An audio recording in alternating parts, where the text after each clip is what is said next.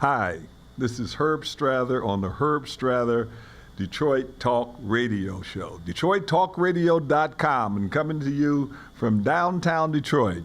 And today I have a really very interesting guest. He's a former disc jockey, or I would say that a host, a radio host. And I appeared on his show many times. And I've always been interviewed by him. But today, it's going to be the opposite, or better yet, we're going to do a co-interview. He doesn't know it yet, but I'm going to tell him we're going to interview each other. We have some great discussions, and I always like to kind of get to you right before my guests come on to talk about issues that we may, so we can set the table, Now, the issue today that is before us is what does it take? You know, I'm a Motown fan, as many of us are. And we used to have a song, what does it take to win your love for me? How can I make these dreams come true for me? So that's the ultimate question that is being asked today. What does it take, Detroit? What does it take for us to get together, get organized, and develop our city? We are being penetrated by everybody in the world. People's coming over here buying 50 houses at one time, and the huge majority of these people is squatting the leap to make money, but they're getting cooked in the squat, and we're left with the ruins. What does that mean? That means that they're buying 50 homes, and they don't realize the carrying costs on them and the culture here. We're not, we're a capitalistic society. There's people that have the have-nots, so it's not as even keel, let's say, as most socialistic countries. So you could have a whacked out neighborhood that doesn't have the underground support, and they could be in trouble. Those homes may not flip. You know, when you talk about buying and flipping homes, it's not like you just go anywhere and buy. You got to be very selective. You got to, you got to take an expert with you. And so we're going to talk about what does it take for us to take and get developed in our Detroit, for us to get our act together. You know, we're the largest, Detroit is the largest metropolis of predominantly African Americans, 80%, that means we got 500,000 African Americans in one place, in one municipality. This is an amazing thing. Where else in the United States does that exist? And so there's particular focus on us, like, what is Detroit is doing? How are we organizing? People come here eating our lunch, and we're looking at them. They're smacking, and we're looking at them like half frightened. What do we embrace, and what do we, organize against? So we want to have some really frank discussions. And when my man come here today, his name, as you all know, his name is the family name. It's a rich culture throughout Detroit. His name is Steve Hood. So Steve is going to be my guest today. He should be here at any moment. He's my man, Steve Hood. And we're going to come right back to you in just a few minutes, so hang on. All right, we're back. This is Herb Strather on DetroitTalkRadio.com. And I have a fabulous guest. He needs no introduction. His family is a legacy in Detroit. It's my main man, Steve Hood. Steve, how you doing, my man? Welcome to my show. Herb, I'm shocked. Why are you shocked, Steve? Well, I'm shocked. Is this mic on? I can't hear it in my ears, but it's all right. I'm shocked because you're going to interview me. There's something. Now, what he's talking about is that Steve always have interviewed me on this former radio station that he was on 9. On the plantation. We'll talk about that for a minute. On the plantation. So he's always interviewed replete with me. house So niggas. for me to be interviewing him is really something. Steve is an activist in his own right. His family have a tremendous history. And like I said, he's a man that really needs no introduction to us because we know who he is. But Steve, we want to really find out what you're doing now. First of all, you're no longer with 910. No, I left October 1st. Oh, okay, so you've been gone quite a while. It's been quite a while since I've been on.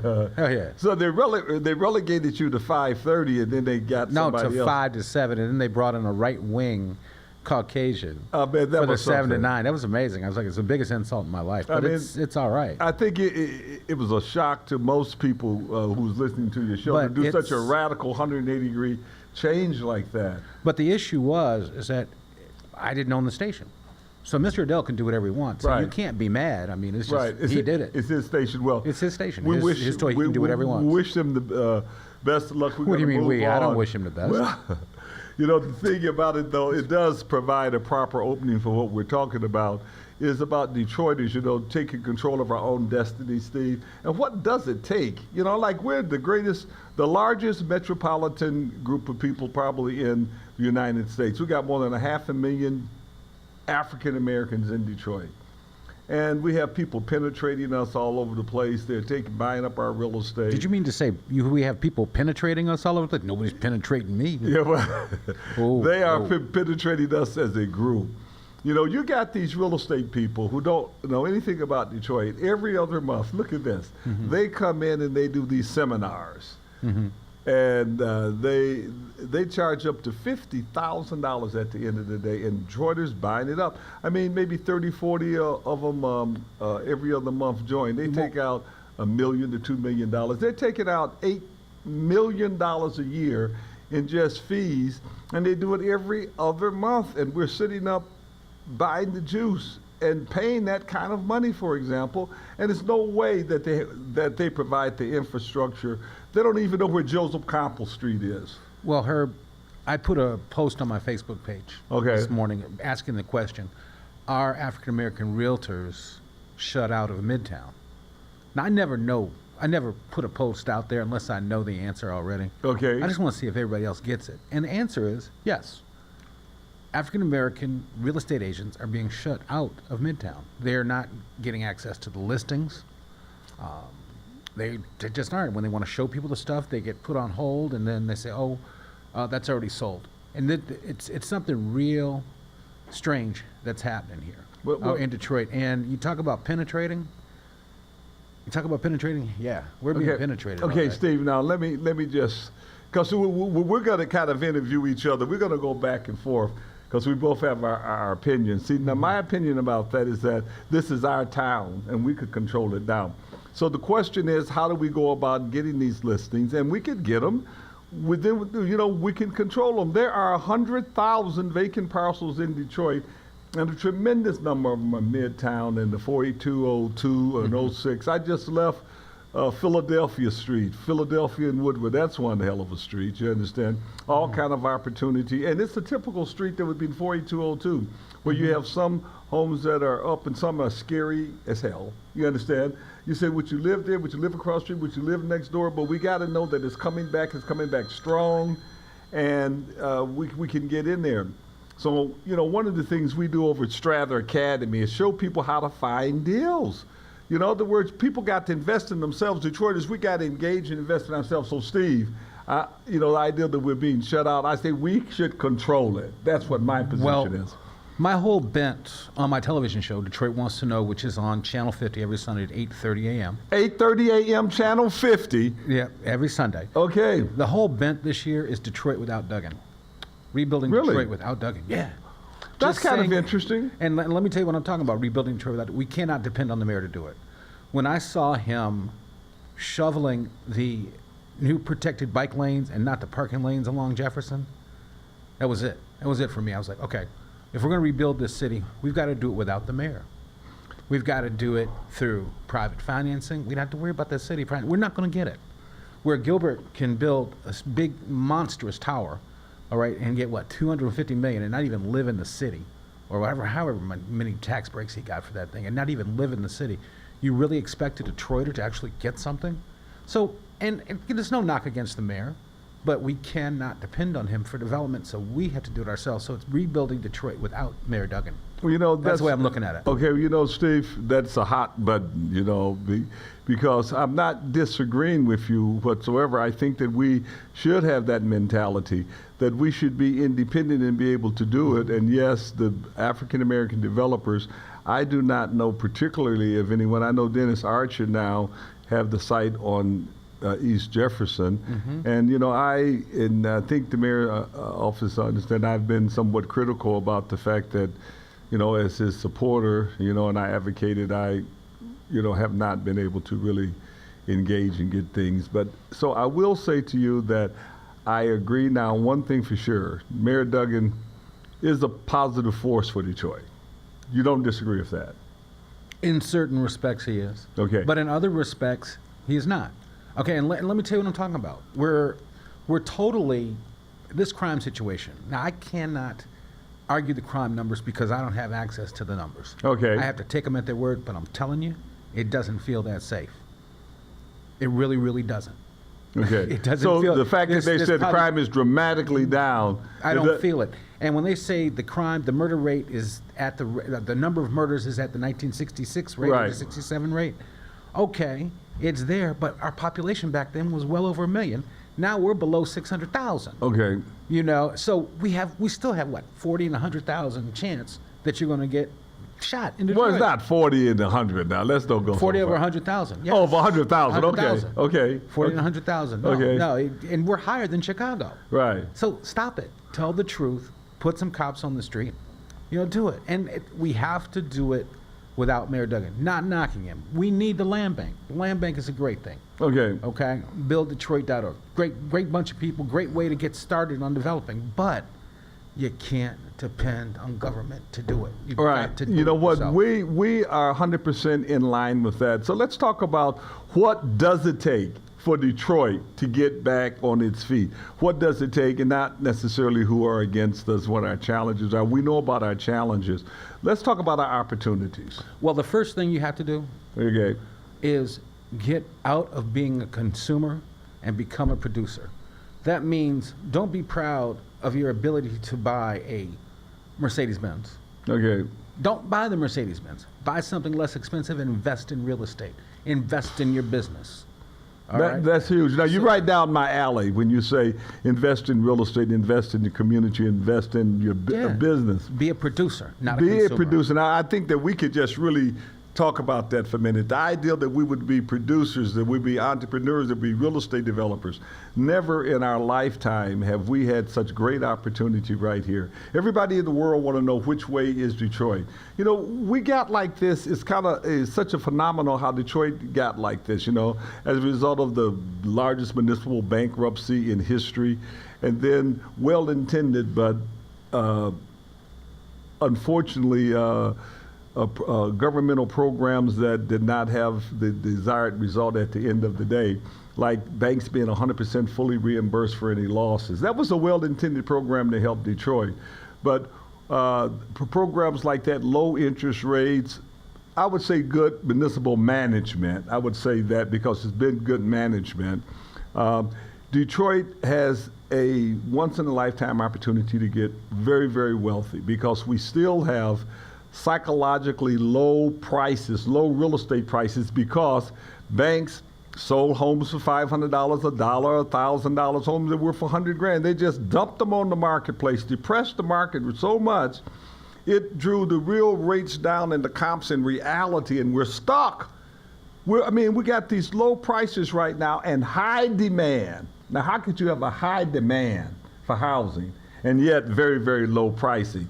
And everybody else is sitting up with their $100,000 mortgages in the neighborhoods, and all of these homes that have been foreclosed are just going for peanuts. So we got the opportunity, Detroit. We got the opportunity, and others are coming here taking our lunch. They're taking over what is ours. So we don't have to depend on anyone. We just got to claim what is ours and exercise our constitutional prerogative. Rebuild Detroit without Duggan. Don't worry about the government. Worry about yourself. Right. Rebuilding Detroit as individuals and as entrepreneurs without governmental assistance. That's right. Well, I would agree with that. There is, there's a little thing going around about Dan Gilbert being a relative. I'm not sure if you heard about that or not. A relative of yours? No, of Mike Duggan's. I'd never heard that. Okay, well, whether he is or not, it doesn't matter. I just want to reiterate that we have got to do what we need to do, regardless of Mike Duggan, or regardless of other people in the world coming in here eating our lunch. But I don't want to just throw stones at everything. First, I do want to say... Who's throwing stones? Well, we just got to be ourselves. Nobody's throwing stones. We just can't depend on them. Right. Well, I agree with that. We got to depend on ourselves. That's right. Because we have the opportunity right here. We still have the opportunity. Now, some of the programs that are in place are available to everyone. That's right. Okay, and these programs have been put in place by the administration, some of them. For example, Detroit Home Mortgage. Right you out of familiar? land bank.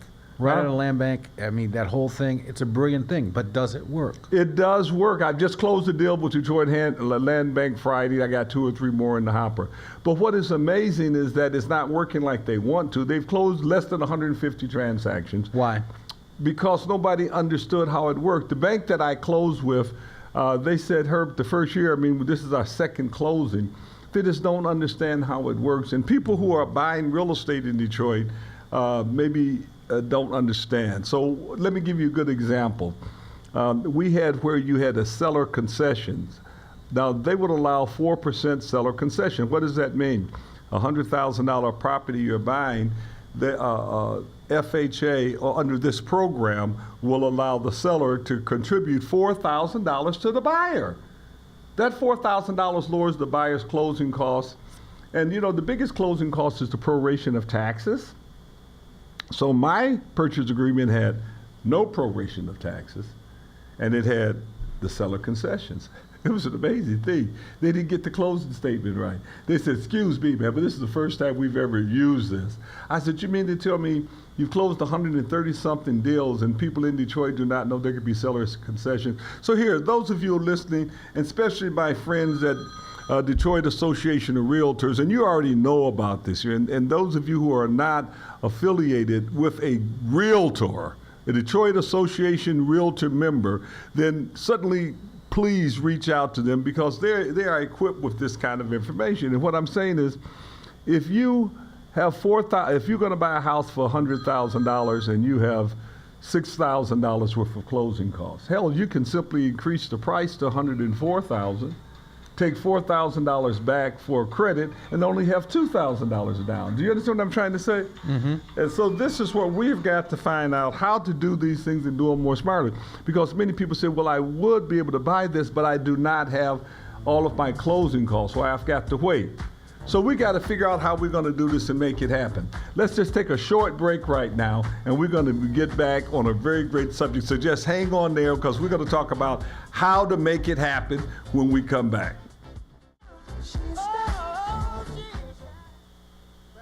This is Herb Strather and my main man, Steve Hood. What up? And we're talking about what does it take? How can we rebuild Detroit? So I just want to take the first minute here and just plug in a couple of things, advertisement pieces, if you will. I have a seminar on this Saturday, the 27th, at Hartford Memorial Baptist Church Men's Day at 9:00 a.m. for those of you who catch this before Saturday. And on February the 3rd at Tower Center on Grand River in Greenfield, we have a free seminar starting at 1 o'clock to 3 o'clock, a free seminar, and it's about faith and finance. As a matter of fact, all during the month of February, Black History Month, we're going to be running seminars. So we want you to get empowered. We want you to get involved, and there's no reason not to engage ourselves because we owe it to our family, our future, and our community. Steve, you know, your family has been entrepreneurial. No matter what, they've been political and entrepreneurial. They've been pastoral and entrepreneurial. They've been a radio talk show host and entrepreneurial. I mean, that is something, you know, that you have that entrepreneurial strand in your family. Well, the way we live it in our family Yeah. is that it's just like Atlanta was built, okay? How the black economic structure in Atlanta was built. They had 3 pillars: Okay? books, ballot, and bucks. Books, ballots, and bucks. You get the education first, Education. all right? Then you control the ballot. Then you make the bucks. That's how they did the original Hartsfield Atlanta Airport, where all the blacks got to play. They got to play because they had the ballot. They got to play because they had the knowledge. And that's what, you know, people always jumped on me about bringing on the Strather Academy. Okay? Yeah. If you're going to make a change like that, you got to learn how to do it. You got to learn how to do it. That's the book part. Absolutely. That's the book part. The ballot, you control who's controlling those programs. You elect them or you take them out of office. That's the ballot part. And then there's the bucks part. That's where you make that money. The bucks part, no question about it. You know, it starts with getting knowledge. You know, as we grew up as kids, you know, we had to go to school, we had to get an education to prepare ourselves. And Detroit right now in this environment, why try it home alone? See, that's why I say, why try it home alone? You know, let's put it like this. If I showed you a house and I say, what is it worth? You know something? You would have valuation between $20,000 and $100,000. And everybody's right. Everybody's right, because you could prove, you could find comps to support the fact that it's $20,000. And guess what? If you draw the purchase agreement up for $100,000, there is a huge chance that it's going to go for $100,000 because other similar homes on that block have $100,000 mortgages. And the fact is that we're simply psychologically depressed. And in reality, we're not economically depressed because the economy is coming along very well. People have jobs, there's huge demand. So there's no softness of the real estate market. And you know what I'm talking about. You'll be hard pressed to find a place right now.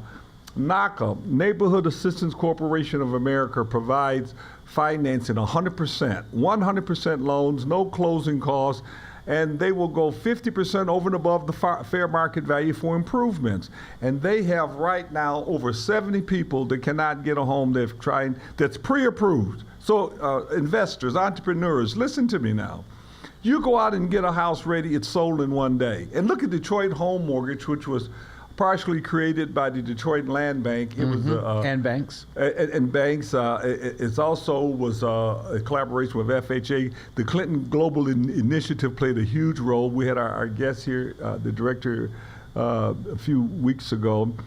So everybody played a role in making this, and they will go $75,000 over and above the after repair value for improvements or not. Just think about it. There's a house that is, is going for $80,000. Now, some people recognize value. They're trust kids. They got cash. They'll come in and pay $100,000. The appraiser said it's worth 80. We'll pay 100. This is an equalizer because it gives the average Detroiter the chance to say, well, I'll go 110. Although the appraisal is 80, you could go up to $75,000. $80,000 appraisal will allow you to go to $155,000. You have negotiating power. And the reality of it is that house is probably worth $155,000. But here's something that is really proof of what I've said many times to people. I was telling you about I had several closings Friday, and it was very educational for me because You're still learning? Because I wrote the appraisal up. I wrote the purchase agreement up on this house for $74,500. And guess what? The appraisal came back $74,500. Now, the other previous properties had sold around 50 or 60. So I said, can I see a copy of the appraisal? And they said, well, yeah, sure. They gave me a copy of the appraisal. And I said, see, this is proof. I said, whatever you draw the purchase agreement up for, this is what the house normally come back. And guess what, Steve? The closer at the bank, and I won't say what bank it is, but he says, in my last 100 closings, there are one or two properties that did not come back for the exact price. So how did they come back for the exact price? Because you're not supposed to give the appraiser the purchase agreement. I said, well, how did they come back for the exact price? They said, well, probably what they do. They simply check Realcom and they found out what it sold for. They come back for the exact price. So Detroiters, think about this now for a minute. If it's that much buoyancy in the marketplace, you have ability for seller concessions and like, don't you think you can leverage the deal? Now, you know what I mean? Can you leverage transactions? Let's put it like this. Usually when I close deals, I take cash off the table. That's what I do. I take cash off the table. So those of you who are interested in leveraging property, so you can redeploy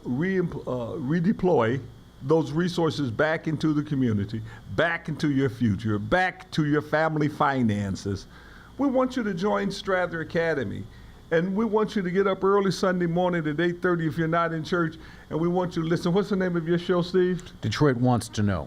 Steve, so Detroit. Channel 50, 8:30 a.m. Sunday. 8:30. So how long has the show been going on, and what kind Well, of now we're topics do you tackle? now we're at 6. We're at 7 years, right? This is Really? 2018. Well, wait a minute. So I've that would seen the show. It's be- the same show that you've had traditionally. Yeah, we're at episode 320 now. Wow. So this coming Sunday, do you know who the guest is going to be? Yes, it's Sherry Gay Danyogo, like you've never heard her before. And give us a little background. Well, she's going to talk about the 13th congressional race. She's going to talk about Trump. She's going to talk about education. Oh. It's an awesome show this week. Oh yeah. Well, you know what, Detroiters, we want you to take and plug in. But Herb, Yes. where are we right now?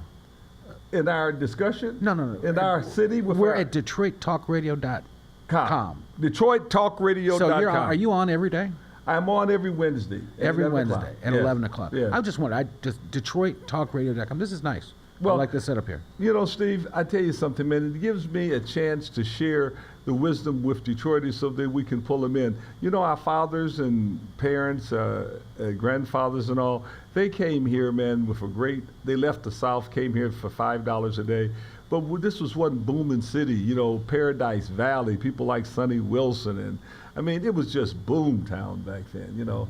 I don't know what happened. My father maybe say the boll weevil came in, you know, after the riots and all. Things got in great disarray, and people escaped, left Detroit to us, and we've struggled with it. And right now, while we're struggling, you know, with the bankruptcy and coming out of it, the phenomena, great urban phenomena that has swept all across America hit Detroit. And that's everybody want to move back to Detroit. So there's one question: which way is Detroit? So people's parents did not live here, their grandparents lived here. They're moving back in, and they have now created a tremendous value for our city. If not, we would still be booming, we would still have properties at 5,000 and 10,000. Now, Steve, somebody might argue, well, Herb, you know, Midtown, they offered everybody $25,000 to move in there. You know, like Henry Ford Hospital, Wayne State, the city, they were offering up to $25,000 grants for the police officers and others to move into that area. Now, once they got that value off the ground a little bit, they didn't have to offer anymore because the neighbors, the existing residents say, hey, you know, I've been here a long time, where's my money? You know what I mean? You didn't offer me anything. But look what has happened as a result now. We have a huge demand. 40,000 people trying to come in here at one time and have taken values and shot them up. And I guess the thing that bothers me the most is we're an uneducated group of people. Books, ballot, and bucks. Okay, so I want you to look up NACA, N-A-C-A. Just go on your website and go attend one of NACA's events. It's every other Saturday, and I participate and help educate. And some of the things that are really key, because if you listen to me, I want to give you something you got. You say, you know what, I didn't know that. So I want to share a few things and see if you can think of something maybe somebody don't know, Steve. But I want to share one thing with you. And I asked at the last NACA meeting who all knew this, and one person in the room raised their hand as our focus on them was one of my students, okay? That is that if you are below the federal poverty rate, you are exempt from all property taxes. Exempt. That's right. That's a City of Detroit program. Well, for sure. no, it's a federal program. Federal program. Yes, But if the you City of live Detroit- anywhere in the United States of America and you make less than $17,000 a year, you do not have to pay any property tax whatsoever. Now, that's 17 for a single person. It goes up to $42,000. $42,000 for a family of 8. And say if you make $18,500, then you don't get 100% exemption, but you get a 50% exemption. Now, isn't that something that you would want to know about? And one other thing, too, I was giving the people at NACA at the seminar an example. You know, if you have a Section 8 rental certificate, you go to Michigan State Housing Authority to get it converted to a Section 8 housing certificate. A Section 8 housing certificate is acceptable to NACA. NACA does not require credit. They just want payment history. And I can tell you one thing for sure. If you got a Section 8 housing certificate, they're not going to worry about it. They could take the Section 8 housing certificate and you could buy a home. Now, this is really something. Steve. This is really something. Take a home for $100,000 at 3.6% interest, which is what NAC could charge around that amount. Your payment would be $455. They allow us to buy down the interest rate, Steve, to buy it down. Wow. Okay, so we could take and buy it down by 6 points. But let's say if the rate was bought down by $13,000, you could go all the way up to $160,000 for a house. So in other words, if there was $13,920 paid, you could buy a house for $160,000 rather than $100 and have the same payment. The exact same payment. And look at this, Steve. Combine that with the fact that if you're a lower income, for $455,000, they want 35%, 31% of your money to go towards the housing. So if you got $455,000, take another $100 for insurance, that's $550 a month, say $6,600 a year. So theoretically, you could take, and if you made around $20,000, you had a couple of children, you would have no property taxes whatsoever, no property taxes, and a payment of $550, and live in a $160,000 house in Detroit, and you can live anywhere. Where do you learn all this, Herb? We learned this by educating ourselves. You learn this at Strather Academy. Okay. Go to stratheracademy.com and just join us. We have what you call a mastermind group. It's only $45 a month. And these guys come in town, they want $50,000. It's $45 a month. Is there a minimum amount of months?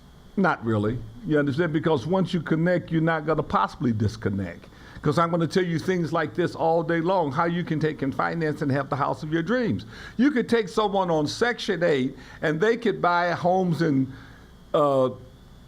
University of Detroit area, Outer Drive, all over the place. They could buy the finest homes, people on Section 8 right now. So what is it? How do you get these homes? Don't wait until they come on the market. As soon as they come on the market, there are plenty of people buying the houses when they come on the market. You got to be able to find the house and get that house before it comes on the market. And just hang on, because we're going to tell you how to do that in just a couple of minutes. So just hang on.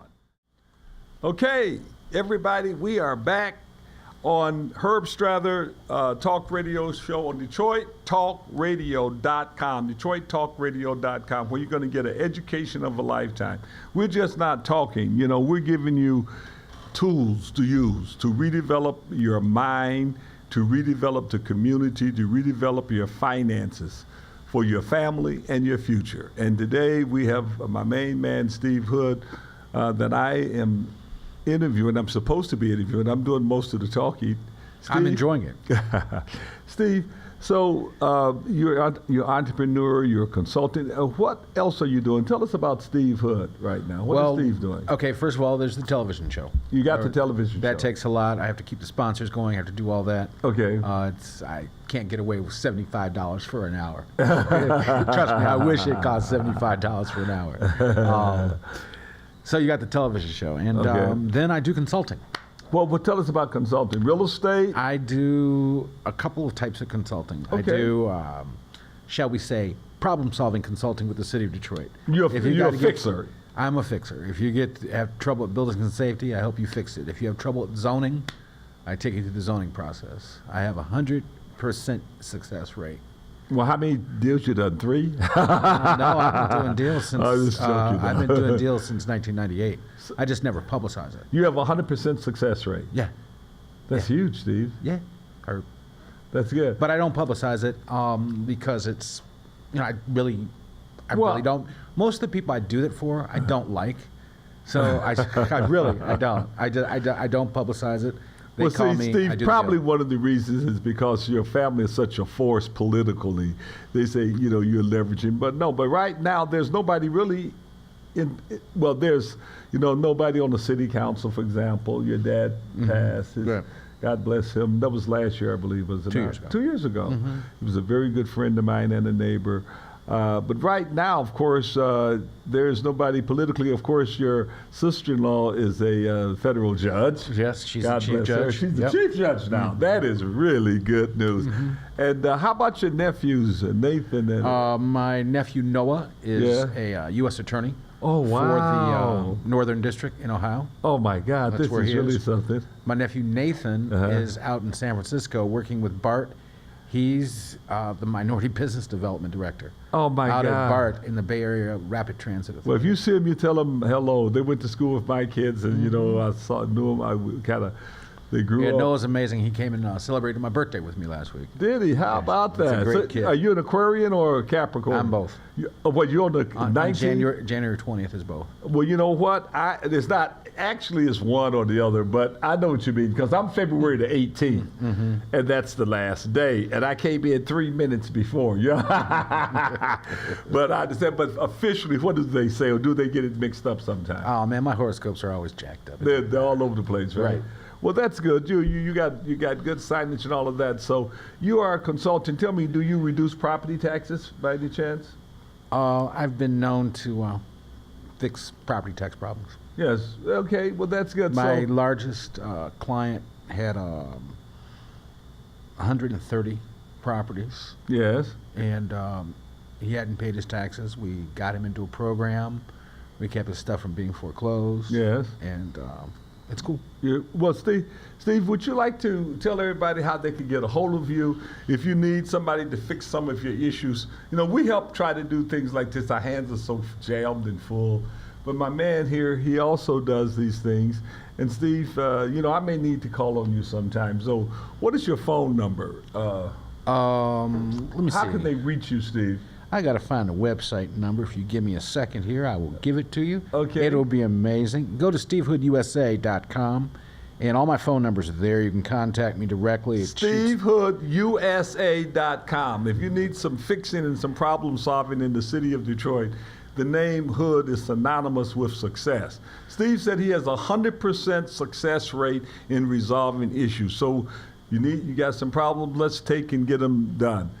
Okay, and that number where you can call me off the website is, I hate this number. It's 649. Excuse me, 649-7589. 649-7589. Oh yeah.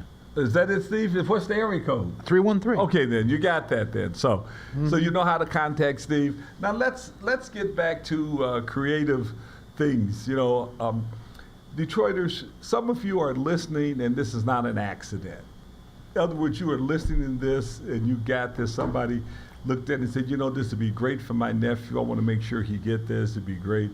Because we have this opportunity where the sun, the moon, and the stars have lined up. Now, I was talking about the elements that came together to make this happen. First, the largest municipal bankruptcy in the United States of America. So that created, in most people's mind, opportunity. Then overzealous, well-intended governmental programs that banks really took the advantage of. When the government says they would reimburse them for their losses, that don't mean they had to go out and take foreclosed houses and sell them at the sheriff's sale for $500, but they did. I can't tell you how many houses I bought for $500 and $1,000. So then we've got a huge demand for housing. You know, back in 2011, 2012, the demand had actually shrunk, but the demand is way up there now.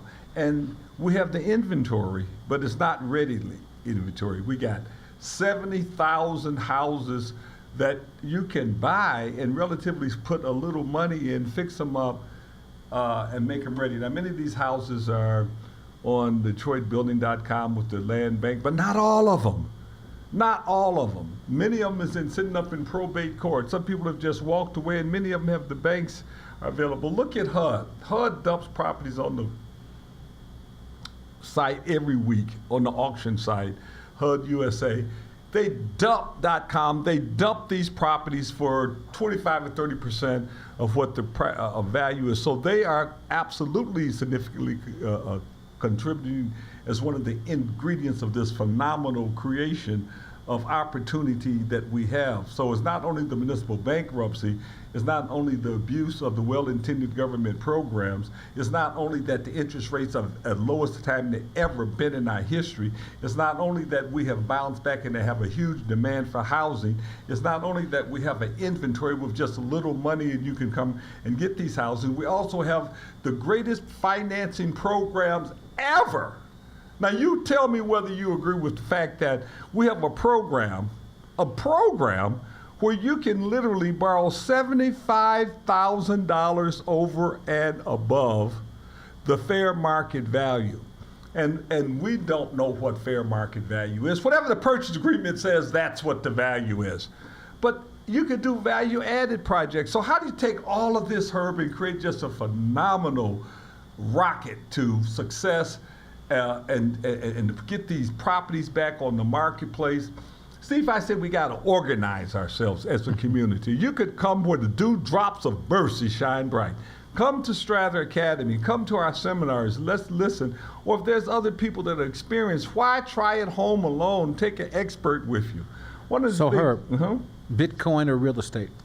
Yes. Bitcoin or real estate? Well, I did buy some Bitcoin back in November, and she said, Herb, buy some. Investment's going to go to 20 grand. I bought a little bit, but you know what? I'm scared of Bitcoin, quite truthfully. Now, I could be a fool. Mm-hmm. But you know, the bubble, I dropped a couple $1 million in the marketplace, and you know, because all of these .com stocks got so high, you know. Mm-hmm. So I'm not a big fan of exuberance, you know, so they scare me. So I don't want to do Bitcoin. So you like the steady course of real estate? I like the steady course of real estate because it's a necessity. Now, and some of the things that you can do, I would like to offer to my colleagues that are listening, make something homeowner ready, not tenant ready. This is Formica countertop that I have here right in front of us. If you're doing a home, don't use Formica. You know, use granite.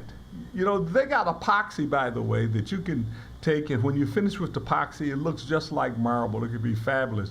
But what we're suggesting for you to do is to make sure you do the right upgrades. Let me give you some upgrades that will take and get you to that when they say, is this house worth 20 or 100? Let me give you the upgrades that will get you to the 100, because listen to this very carefully. If you look on a block, it's 16 houses on each side of the block normally. The great majority of those homes have mortgages that are 10 years old, and they cannot sell those because they cannot sell them for the amount of the mortgage. And the houses that do sell for a high number are almost 100% homeowners, because HUD is going to lowball it. The banks are going to lowball it because they get reimbursed.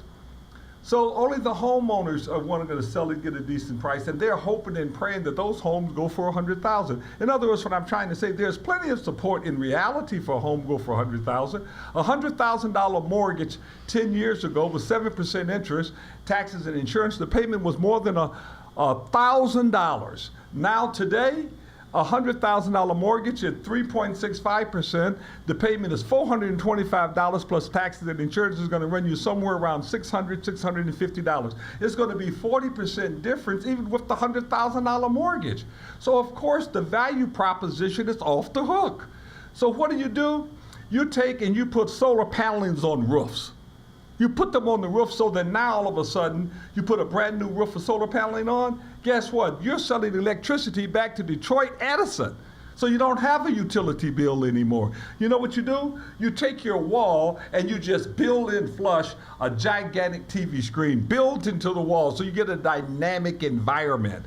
You tear out your kitchen walls and you put in islands and you take and build in kitchens with brick, build in your ovens and all of those kind of things, and just have fabulous kitchens because you can afford it. It's only 3.6%. You're buying the house for 30%, so over-improve it theoretically by $10,000, and you will take it and dramatically increase. Now you mix it all together, Steve, and buy down your interest rate. Do you see this here? Just simply put, if you got a house for $100,000, you bought down the interest rate, you would dramatically improve the amount you can borrow. If you buy down the interest rate by $13,000, you could borrow almost $50,000 more money, $48,000 more. You could take $25,000 and make that house so bad, and you know where the other $25,000 go?